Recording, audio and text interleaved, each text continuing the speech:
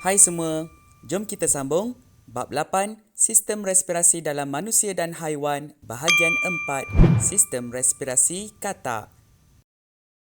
Dalam video-video yang lepas, kita dah belajar tentang sistem respirasi serangga dan ikan.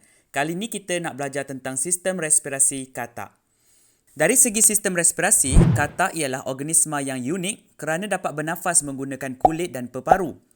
Bukan itu sahaja, berudu iaitu bentuk katak semasa peringkat baby bernafas menggunakan insang. Ini menjadikan katak haiwan yang istimewa kerana dalam jangka hayat hidupnya, katak boleh menggunakan insang, peparu dan kulit untuk bernafas. Hebat kan? Mari kita tengok dulu struktur-struktur utama dalam sistem respirasi katak. Katak ada lubang hidung, mulut, rongga mulut, glotis, peparu dan kulit. Glotis tu apa? Glotis ni bukaan sempit atau injap yang terdapat pada salur pernafasan katak. Macam pintu ataupun tingkap yang menghubungkan antara rongga mulut dan peparu. Fungsinya untuk mengawal aliran keluar masuk udara dalam salur pernafasan.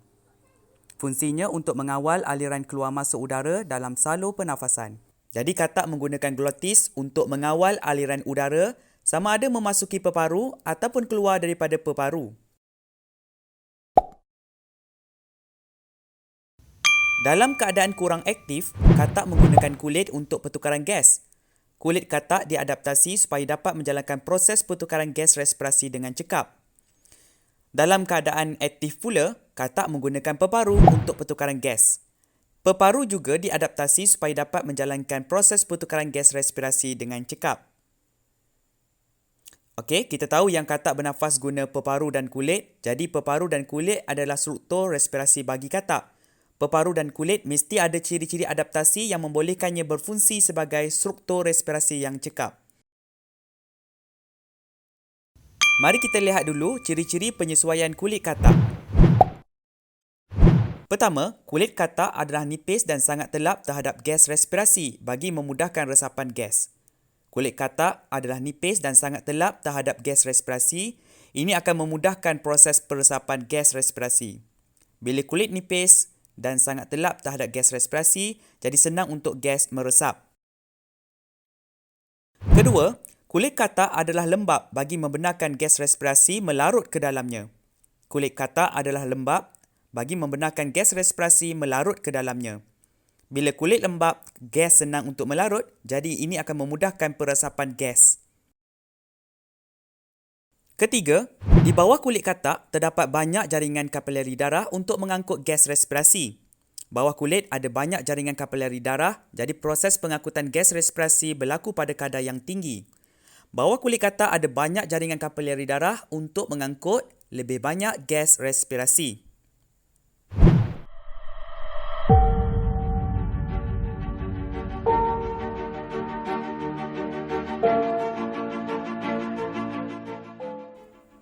Okey, tadi kita dah beritahu yang katak bernafas melalui peparu apabila berada dalam keadaan aktif.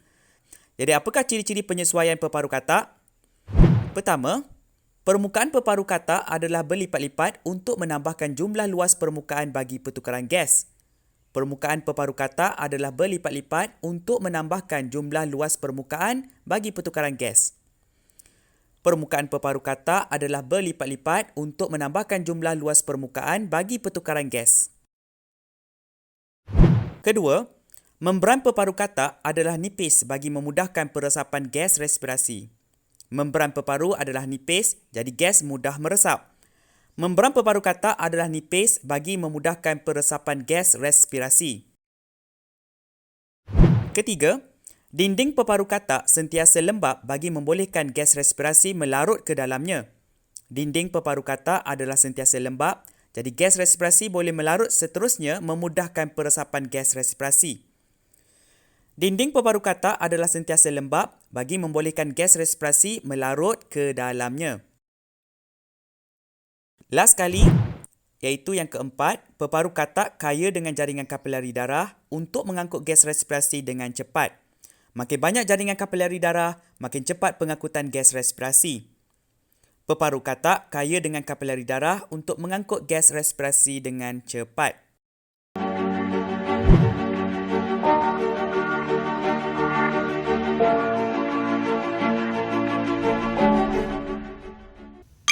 Move on to the mekanisme pernafasan katak. Macam mana katak bernafas?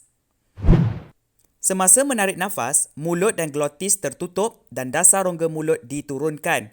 Mulut ditutup, glotis ditutup dan dasar rongga mulut diturunkan.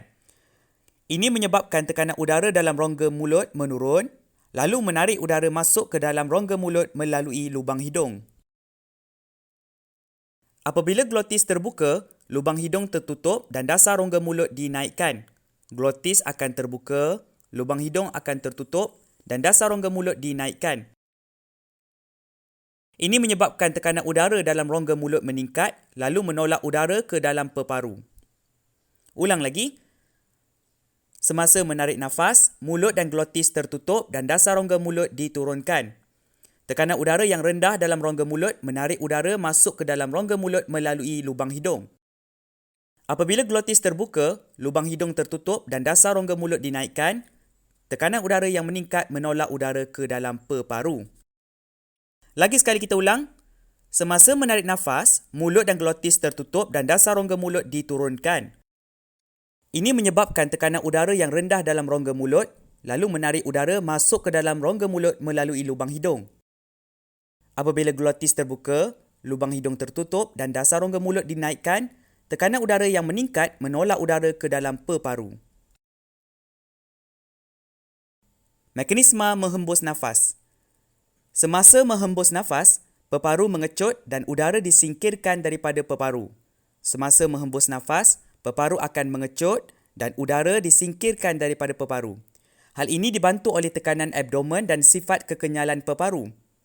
Namun begitu, hanya sebahagian udara keluar melalui lubang hidung manakala selebihnya bercampur dengan udara di dalam rongga mulut. Jadi bila menghembus nafas, bukan semua udara akan dihembus keluar, tetapi sebahagian sahaja yang akan keluar melalui lubang hidung. Yang lain akan bercampur dengan udara di dalam rongga mulut. Okey, kita ulang balik. Semasa menghembus nafas, peparu akan mengecut dan udara disingkirkan daripada peparu. Hal ini dibantu oleh tekanan abdomen dan sifat kekenyalan peparu. Sebahagian udara keluar melalui lubang hidung, manakala selebihnya bercampur dengan udara di dalam rongga mulut. Ulang sekali lagi. Semasa menghembus nafas, peparu akan mengecut dan udara disingkirkan daripada peparu. Hal ini dibantu oleh tekanan abdomen dan sifat kekenyalan peparu. Sebahagian udara keluar melalui lubang hidung, manakala selebihnya bercampur dengan udara di dalam rongga mulut. Okey, dah habis video bahagian 4 ni. Semoga dapat membantu. Jumpa lagi dalam video akan datang. Take care. Bye-bye.